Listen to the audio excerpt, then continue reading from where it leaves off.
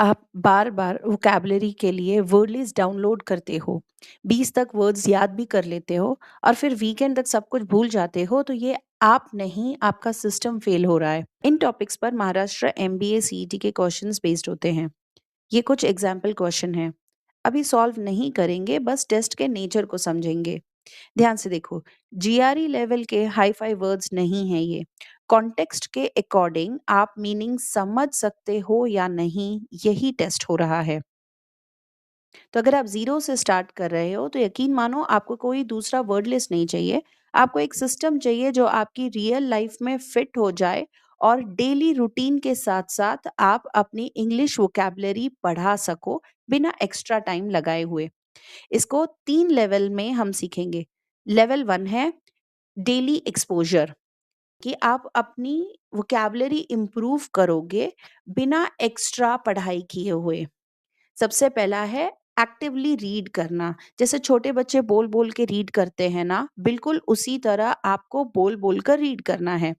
अब कब रीड करना है? कोई एक्स्ट्रा टाइम निकालने की ज़रूरत नहीं है। आप जो स्क्रॉल करते हो ना रील्स या शॉर्ट्स, उसी का 10 मिनट्स निकालना है। कोई भी एक ब्लॉग ले लो आइडियली, या फिर न्यूज़लेटर ले लो और उसे पढ़ो, या फिर कोई अगर आपने बुक भी डाउनलोड की है, 1 पेज पढ़ो, ज़्यादा नहीं करना है, सिर्फ 10 मिनट्स पढ़ना है। वर्ड ऑफ द डे, हर रोज़ के आपको 20 वर्ड सीखने की कोई भी ज़रूरत नहीं है। सिर्फ 1 वर्ड सीखो और उसको अच्छे से सीख लो, उसका मीनिंग वगैरह। इसे सेंटेंस में यूज़ करो। कैसे यूज़ करोगे? व्हाट्सएप मैसेज में कर लो, इंस्टा के कैप्शन में डाल लो, कुछ नहीं है तो कहीं कमेंट्स में ही सेंटेंस बना के इस वर्ड को यूज़ कर लो, क्योंकि अगर आप यूज़ नहीं करोगे तो आपको याद नहीं रहेगा। और देखना, अगर किसी ने आपके कमेंट को रिप्लाई कर दिया, जिसके कि अच्छे खासे चांसेस होते हैं, तो आपका ऑटोमेटिकली रिवीजन हो जाता है। Win win situation.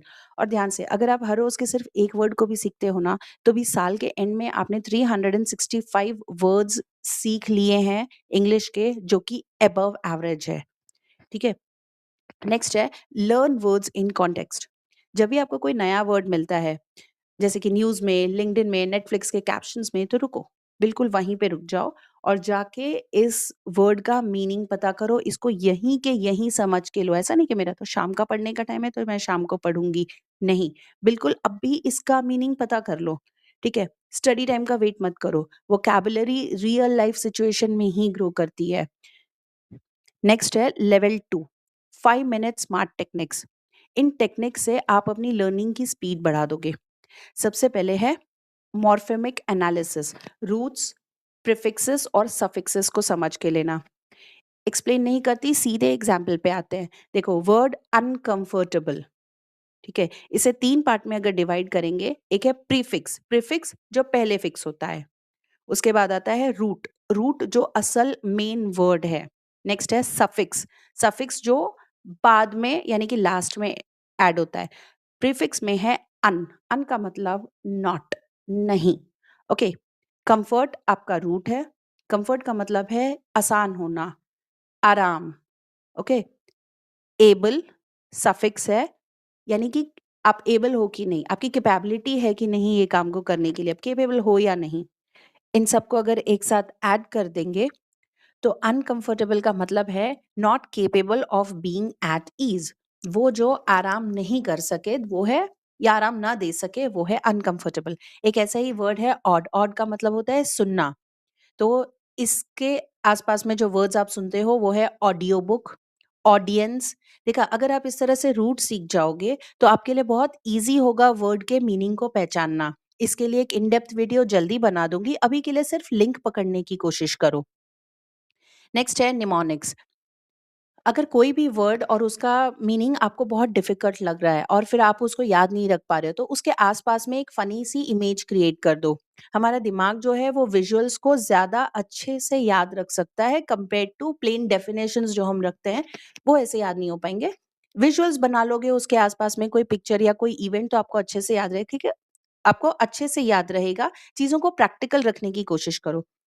इसके बाद है कॉग्नेट्स। क्या आपको पता है कि इंग्लिश, हिंदी, मराठी, संस्कृत इन सब का एक कॉमन एंसेस्टर है? तो भले आपको अभी सुनने में ये सारी लैंग्वेजेस अलग-अलग लगती हैं, लेकिन असल में ये कज़िन्स हैं। अगर आप ध्यान से देखो, तो कई वर्ड्स आपको सिमिलर से मिल जाएँगे। एक एग्ज़ाम्पल देती हूँ, मदर यानी कि माँ से। संस्कृत में इसे हम मातृ कहेंगे, मातृ। वो मातृभूमि वाला मातृ, और ये है root word, original root word मातृ। अब हिंदी और मराठी के लिए ये फर्स्ट डिसेंडेंट बन जाता है माँ या माता। इंग्लिश में उसके आगे के यूसेजेस में अगर हम लोग देखेंगे तो मैटरनल, मैटर्निटी, मैट्रियार्क। देखा, अगर आप इस तरह से समझेंगे तो आपको वर्ड्स बहुत ईज़ी लगेंगे। एक कॉमन एग्ज़ाम्पल दूँगी, वो है टूथ, यानी कि दाँत के लिए बोलते हैं। हिंदी, मराठी में दाँत, दाँत होता है, ठीक है? इंग्लिश में वो ही अगर आप आगे देखोगे तो थोड़ा-सा चेंज करके डेंटिस्ट, डेंटल, डेंचर्स। आप समझे? इस पर भी मैं एक इन डेप्थ वीडियो बना दूँगी, अभी के लिए सिर्फ़ लिंक पकड़ने की कोशिश करो। नेक्स्ट तरीका है वर्ड गेम्स।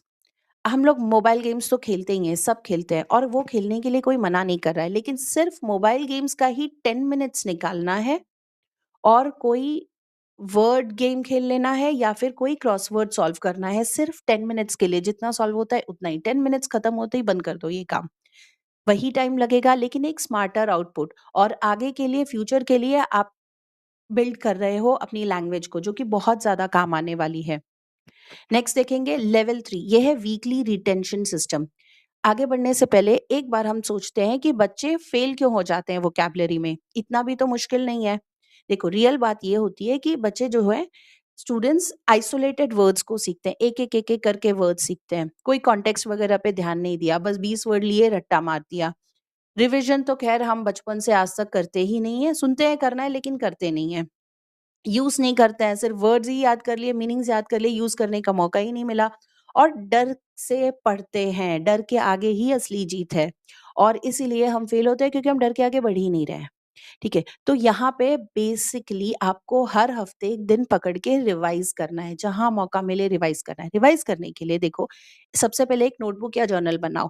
जब भी कोई नया वर्ड आपके देखने में आता है, तो इस नोटबुक में वो आपको पहले तो 4 कॉलम बनाने हैं। वर्ड, फर्स्ट कॉलम में आपको वर्ड लिख देना है, सेकंड कॉलम में आपको उसका मीनिंग लिखना है, जो भी मीनिंग आपके समझ में आया या गूगल पे मिला। थर्ड कॉलम में एक सेंटेंस जो कि आप गूगल से लोगे या जहाँ से भी आपको ये वर्ड मिला है, वो सेंटेंस वैसे का वैसे कॉपी करोगे, और समझने के बाद नेक्स्ट सेंटेंस आप खुद बना के लिखोगे। तो ऐसे मिनिमम 2 सेंटेंस आपको लिखने हैं। और फोर्थ कॉलम में एक सिनोनिम, एक एंटोनिम, एक similar word, opposite word, at least एक-एक लिखोगे। 2 या 3 लिखना भी बेटर है, लेकिन एटलीस्ट 1। इससे आपको पता ही नहीं चलता कब आपकी वोकैब्युलरी बहुत अच्छी हो जाती है। और क्या करना है, हर हफ्ते आपको सिर्फ रिवाइज़ करना है। मान लो 1 हफ्ते में अगर आपने 10 भी वर्ड्स कर लिए, तो ऐसे 1 महीने में आपके 40 अच्छे वर्ड्स, नए वर्ड्स हो जाते हैं, और 3 महीने में 120 तक भी हो जाते हैं। ये धीरे-धीरे बढ़ता है। डेली प्रेशर नहीं है, हफ्ते का 1 दिन निकाल के आपको इसे रिवाइज़ करना है, ये बस है, इससे ज़्यादा करने की ज़रूरत नहीं, रिविज़न ज़रूरी है। नेक्स्ट स्टेप है, आप छोटे-छोटे वोकैब्युलरी टेस्ट लीजिए। संडे का 1 दिन पकड़ लो और उस दिन एक 10 क्वेश्चन का वोकैब्युलरी टेस्ट ले लो। टेस्ट करने से आपकी मेमोरी ज़्यादा बढ़ती है, क्योंकि आप टेस्ट करते हो और आप रिवाइज़ करने की कोशिश, सोचने की कोशिश करते हो और कर लेते हो। एक्टिव रिकॉल करेंगे, वो एक्टिव रिकॉल कभी भी पैसिव रीडिंग से 100 बार बेटर है। नेक्स्ट है, देख लो यार, प्रैक्टिस और रिवीजन तो बहुत ज़रूरी है। अगर आप नहीं करते हो तो आपका ब्रेन चीज़ों को डिलीट कर देता है। रिवीजन कभी भी ऑप्शनल नहीं है। तो फाइनल तो मैं आपसे यही कहना चाहूँगी कि आपको नेक्स्ट 5000 वर्ड्स की वर्ड लिस्ट डाउनलोड करने की ज़रूरत नहीं है। अगर आप ज़ीरो से स्टार्ट कर रहे हो, तो सबसे पहले पैनिक मत करो।